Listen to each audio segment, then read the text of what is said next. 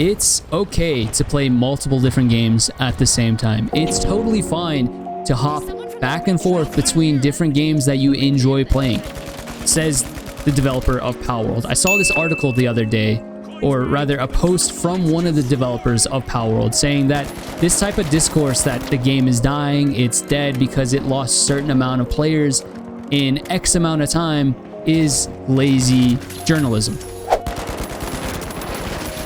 I found this post really interesting and thought it would be a good idea to take a look at it to see what other AAA, or should I say quadruple A, developers can learn from this game in this post. His perspective is really interesting because any game that comes out, literally any game that comes out, is going to face this type of discourse, this type of journalism, quote unquote.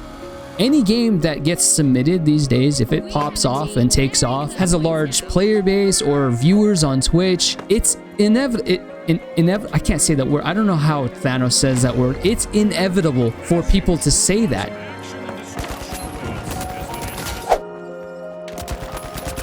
It's inevitable for developers to face this, whether it's the finals, Power. Okay, well, the finals isn't really an indie game, but they're technically not a AAA.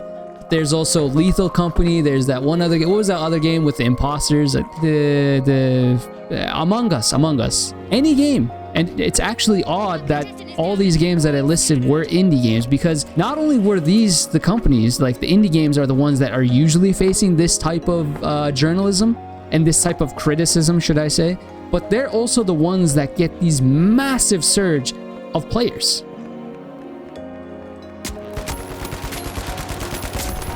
So there's definitely got to be something that AAA can learn from these indie developers.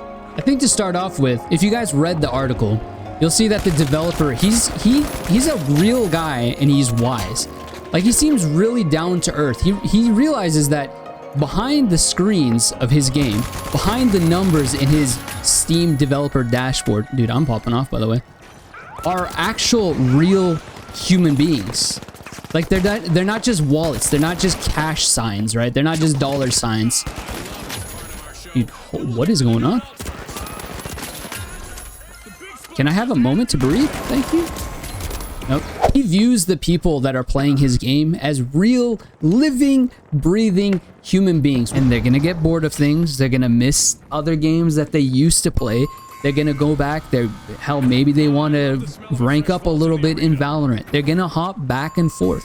He sees that and realizes that, which, let's be honest, guys, like the majority of the industry, the majority of business, right? That's not how it works. And to be frank, as someone who kind of has some kind of business experience, some kind of business background, you have to view people as like dollar signs if you want to be successful, if you want to make money in business. Like, that's just kind of how it works. That's how you let the greed guide you. But the good ones are the ones who are able to draw the line in the sand, so to speak, right? And I get the feeling that this dev, and along with, I guess, many other indie devs, know how to draw that line. Or either that, or their corporate greed hasn't kicked in yet. Maybe give it a couple of years. You'd never know.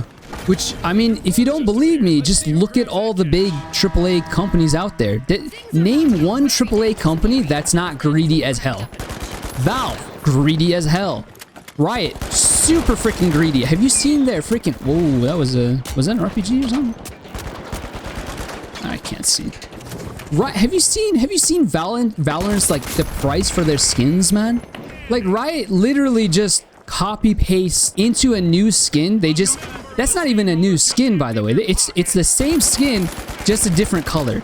And they'll sell it starting at $40 for a knife. Starting at, that's not even including the upgrades you need to get with the Radiant, so on and so forth. Call of Duty, Activision, don't even get me started, bro. Okay, I already started.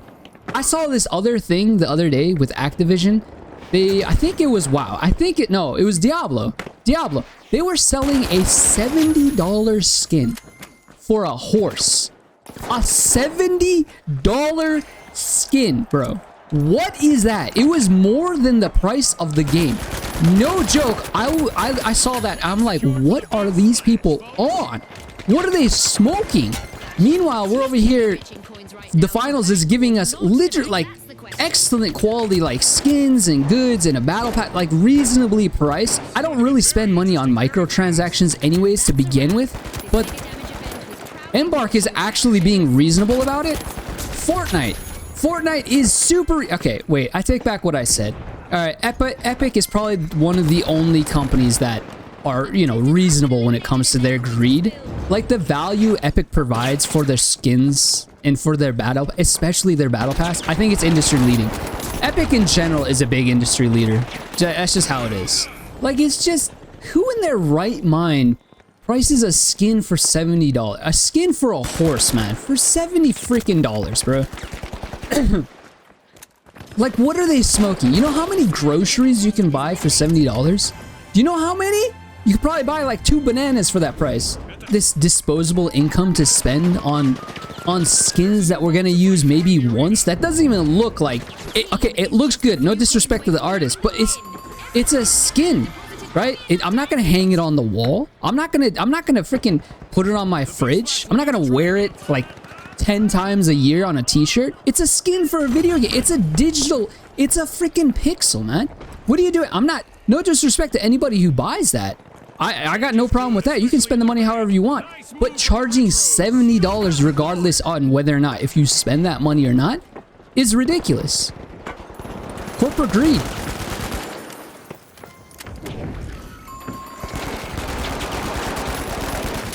This leads me to another issue, and it's kind of contrast to what I just said, actually. It's weird. It's weird how it works, how it is a contrast, but I guess our attention spans, or I don't know what you would call it, our expectations for games in general has gotten very, I don't want to say unreasonable, but it's changed a lot, okay, over the time, especially since Epic has, you know, they set, like I said, the industry leader, right? And it's not just them, it's this overarching issue in the gaming industry of expectations being raised. Epic did this drip feed of content, right, for like the longest time on Fortnite. Every week is an update, every week is a new something new that you can get if you play Fortnite, and other companies as well started doing this. The bar just got set higher and higher, and among other things in life, be it TikTok, whatever you want to point the finger at, our expectations have just risen. And so a game comes out, people play it for a week or two or whatever it is, and then they get bored of it. They hop over to the next game. There's not enough content, right? When maybe it's not that there's not enough content, maybe it's just our expectations are so unreasonably high that when we don't get it, it's, I don't know.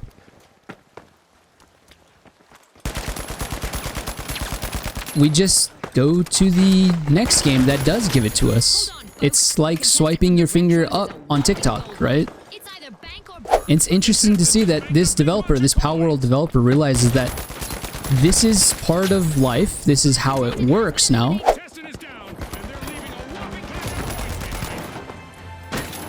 His ethos, his perspective on this whole situation is basically what I'm getting is that enjoy gaming, enjoy life. There are so many good games out there. Just like music, you don't have to settle for one game forever. You don't have to play his game. That's a key point I wanted to hit on. You don't have to play his game forever.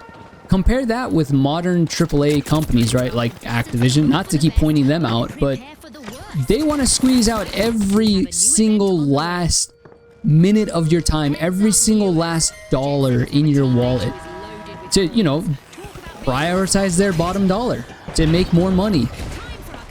That's what they're on. That's what they, you know, prioritize. When this small dev over here is prioritizing. Really, bro? Come on now. Come on. When this small indie company is prioritizing the consumer, the player, the gamer over anything, he realizes that, okay, if I want their attention, if I want their time, then I just gotta add more stuff in. I gotta make my game better than the rest so that they come back and play it. The main takeaway that I got from this, and I've kind of just been sitting here playing the game thinking and trying to figure out how I can put my ideas into words the best way possible. The thing that I got from this is that these small indie companies like Palworld prioritize the consumer, the player, the gamer over, I guess, the wallet, over the money. When these big companies are out here trying to optimize for the bottom line, trying to optimize for the highest revenue possible through microtransactions, because let's face it, microtransactions themselves were what optimized the gaming industry in whole. Everybody realized that they're making more money off of microtransactions than they are the game itself, so that in itself optimized the way people make games and pay for games. While these indie companies are out here focusing on optimizing the game, making the best game that they can, making the funnest game that they can. They're focused on the experience.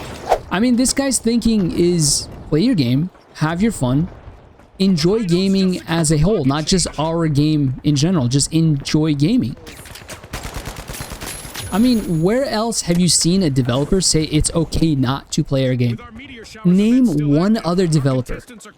I'll name one right now, actually. DICE. Everybody remember what they said about Battlefield? I think it was 2042, or was it Battlefield 5? I don't remember which one it was. I mean, DICE pretty much pulled a Pokemon. They pretty much said, bro, if you broke, just say so. It's basically what they said. I mean, that didn't end up well for them. But that was out of a place from animosity, not like enjoy gaming. There's a difference. But the overarching idea that, dude, these AAA companies are so focused on optimizing the bottom line, they forget that they have to make a game. I mean, look at Ubisoft out here calling themselves a quadruple A company. What even is a quadruple? What even is a 1x1 Lego piece? What even is a 1x1 Lego piece? Yep, you're banned. What's a quadruple A company, man? They made this game called Skull and Bones, and they're just like, oh, hey, we're the world's first quadruple A company. What is that? Or EA, for example, out here. Listen, EA, y'all need to get those loot boxes out of the... Like, that's enough, all right? Y'all made your money. It's enough, all right? It's enough. You have kids playing your game, man. Kids. And there's this gambling crap. Like... Get it out. There's no place for loot boxes. Like, I shouldn't have to spend money to beat my opponent online in a game. Like, that's not gaming. That's not online gaming at that point. That's gambling with a side of soccer. Like, come on, man. That's the difference here. That's the ethos difference. That's all I have for today, guys. Hope you enjoyed it. If you did, make sure to drop a like, subscribe, and if you're itching for more content like this, you can click right here to watch the next one.